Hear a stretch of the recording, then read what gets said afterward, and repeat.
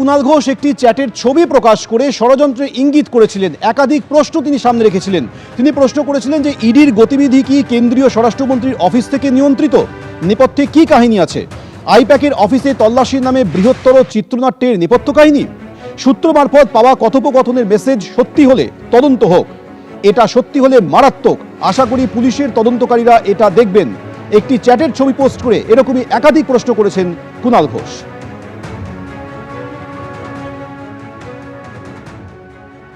একটি অত্যন্ত গুরুত্বপূর্ণ একটি এই বার্তা বিনিময় ফোনে লিখিত, সেটি একটি সূত্র মারফত হাতে এসেছে এবং সেটির সত্যতা যাচাই করা আমার পক্ষে সম্ভব হয়নি, কিন্তু সেটি অত্যন্ত উদ্বেগজনক এবং একটা বৃহত্তর ষড়যন্ত্র তাতে প্রতিফলিত হয়। কোনো ব্যক্তি অন্য কোনো ব্যক্তিকে দাদা সম্বোধন করে লিখছেন, as per our sources 13 ED officers in the rank of assistant and deputy director would be travelling to Kolkata tomorrow morning by 6C 5014 and SG 263। একেবারে সফর সূচি দিয়ে বলা হচ্ছে, আরো ডিটেল রয়েছে এবং আরো মহারাষ্ট্র থেকে কেউ আসছেন, বিকেলে একজন সাইবার এক্সপার্ট আসছেন, সব দেওয়া হয়েছে। এবং তারপরে একটি ইন্টারেস্টিং লাইন রয়েছে, they have scheduled an urgent meeting in CGO complex tomorrow as communicated from PS to HM Mr. Saket Kumar.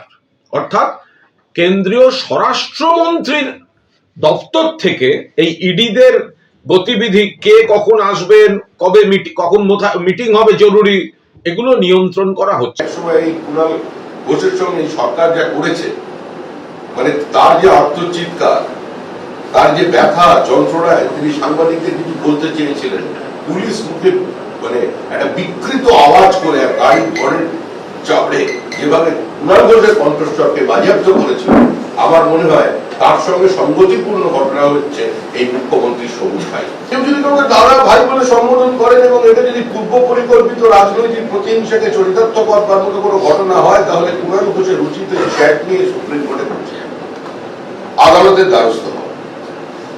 পশ্চিমবঙ্গের মানুষের সামনে এগুলো বলে কোনো লাভ হবে না, এখন মানুষ তৃণমূল কংগ্রেসকে প্রত্যাখ্যান করেছে।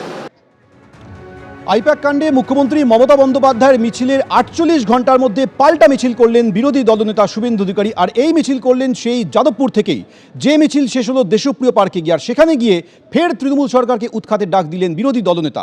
পাল্টা জবাব দিল শাসক দল।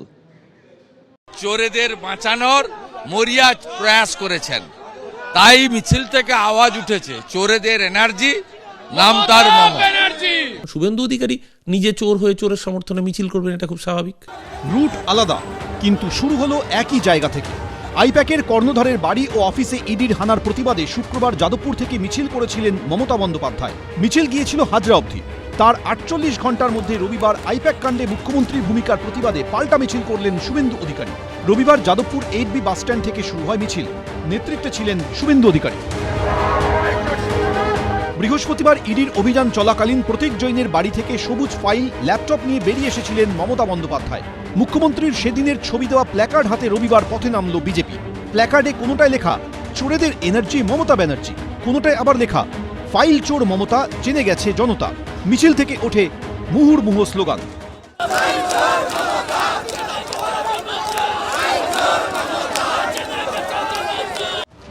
প্রতীকী হাতকড়া নিয়ে মিছিল করেন বিজেপি কর্মী সমর্থকরা। চোরের মায়ের বড় গলা, ফাইল চুরি করেছেন, ল্যাপটপ চুরি করেছেন, ইডির যে আইনগত অধিকার, সেই অধিকারে হস্তক্ষেপ করেছেন, আইন হাতে তুলে নিয়েছেন, সংবিধান ভেঙেছেন, মুখ্যমন্ত্রীর চেয়ারের গরিমা নষ্ট করেছেন, আর চোরেদের বাঁচানোর মরিয়া প্রয়াস করেছেন।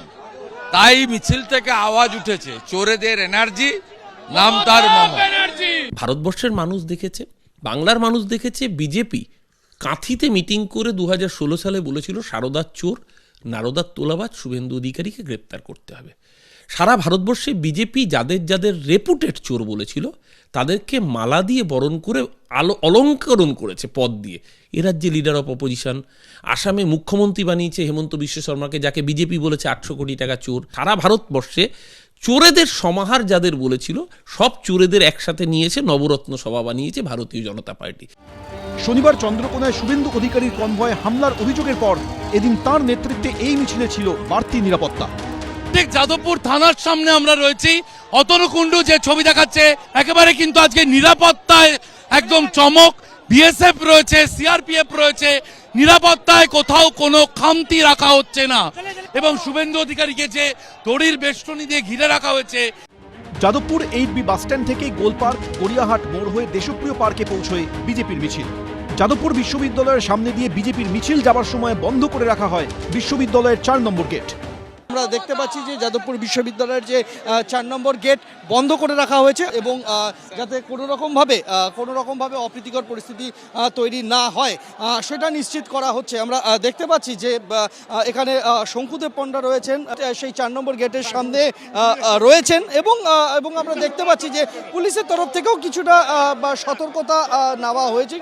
শনিবার চন্দ্রকোনায় শুভেন্দু অধিকারীর কনভয়ে হামলার অভিযোগ ওঠে তৃণমূলের বিরুদ্ধে। অভিযোগ বিজেপি কর্মীদের উপর হামলা চালায় তৃণমূল। এদিন এই মিছিল থেকে তার প্রতিবাদেও স্লোগান তোলেন বিজেপি কর্মী সমর্থকরা। শিবাশিস মৌলিক, সন্দীপ সরকার, সৌমিত্র রায়, এবিপি আনন্দ। এবিপি আনন্দ, এগিয়ে থাকে, এগিয়ে রাখে।